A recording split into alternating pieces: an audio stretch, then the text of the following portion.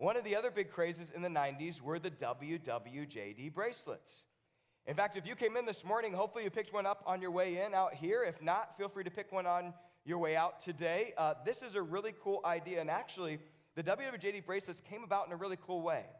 You know how it started? Back in the early 90s, there was a youth director in Michigan, and actually Holland, Michigan. She wanted her youth group to learn this lesson. She was teaching them on how to be like Jesus.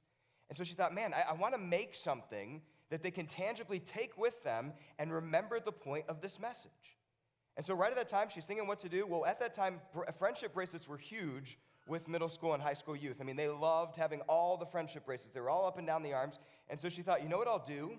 I'll make them friendship bracelets, and I'll put WWJD on there, meaning what would Jesus do? And then I'll pass them out, and I'm going to challenge them to wear these bracelets for 30 days to remind them of what it means to be like Jesus every single day.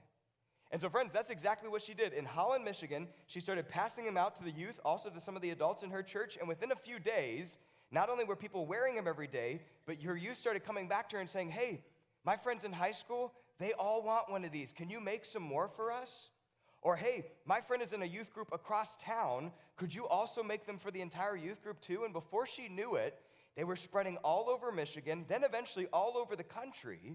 And by the mid-1990s, you had millions and millions of people who were wearing them. It's estimated that 50 million people in the mid-1990s, about 1 in every 6 American, was wearing a WWJD bracelet.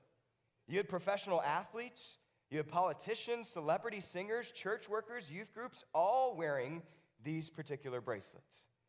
Now, friends, the reason why these seemed to resonate with so many people back then was because it posed a very interesting question. What would Jesus do? In other words, they thought, hey, if Jesus was in my current situation right now, what would he do?